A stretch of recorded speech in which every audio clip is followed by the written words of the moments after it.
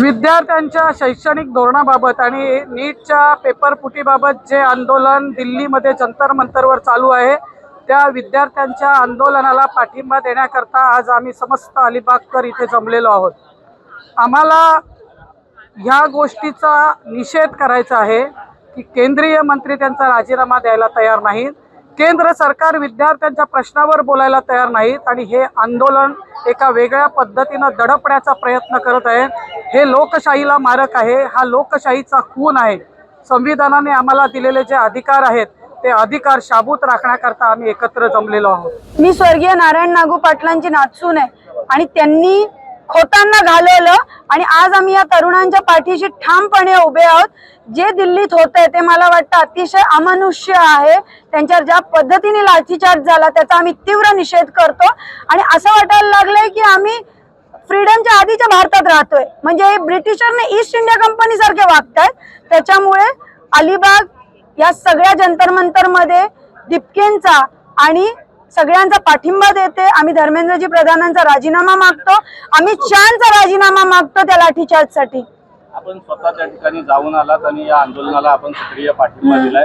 एकूणच महाराष्ट्र आणि देश पातळीवर कशा पद्धतीचं वातावरण आपल्याला पाहायला मिळालं? नाही, पाठिंबा देणे माझं कर्तव्य आहे पूर्वगामी पक्षाची प्रवक्ती म्हणून, असं मला वाटतं। आणि खरंच वाईट वाटलं, जितके आंदोलक होते तितके पोलीस होते तिकडे आणि ज्या पद्धतीने तिथे वागवलं जातंय लोकांना, विद्यार्थ्यांना, साधे साधे बिचारे विद्यार्थी मनात होप्स घेऊन येतात आणि त्यांना lathi charge, tear gas, uniform, guns मधले मिलिटरी मॅन, अरे विद्यार्थी आहेत, आपल्या देशाची मुलं आहेत, काय आतंकवादी आहेत?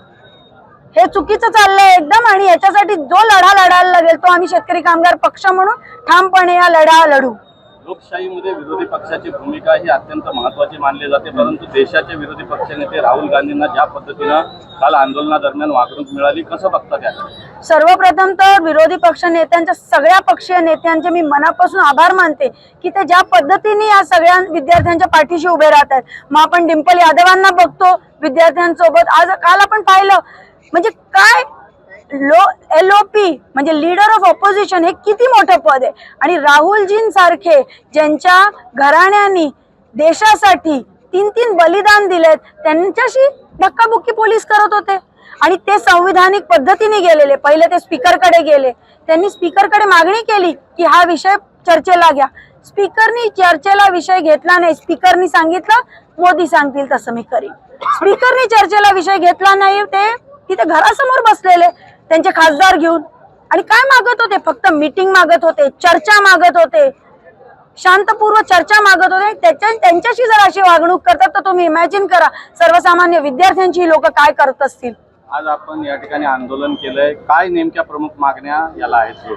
आम्ही हे आंदोलन या ठिकाणी अलिबागच्या भूमीत केलं, रायगडच्या भूमीत केलं, हे सांगायला की अलिबाग तालुक्याचा याला पाठिंबा आहे, शेतकरी कामगार पक्षाचा याला पाठिंबा आहे, टीम चित्रलेखा पाटीलचा याला पाठिंबा आहे, टीम चित्रलेखा पाटील फॉर एन्व्हायरमेंटचा पाठिंबा आहे आणि आमच्या विविध संघटना, विद्यार्थी संघटना असतील, आमची पूर्वगामी युवक संघटना असेल, आमची महिला आघाडी असेल, या सगळ्यांचा पाठिंबा दर्शवण्यासाठी, लढाईची तयारी दाखवण्यासाठी या ठिकाणी आम्ही मीटिंग घेतली।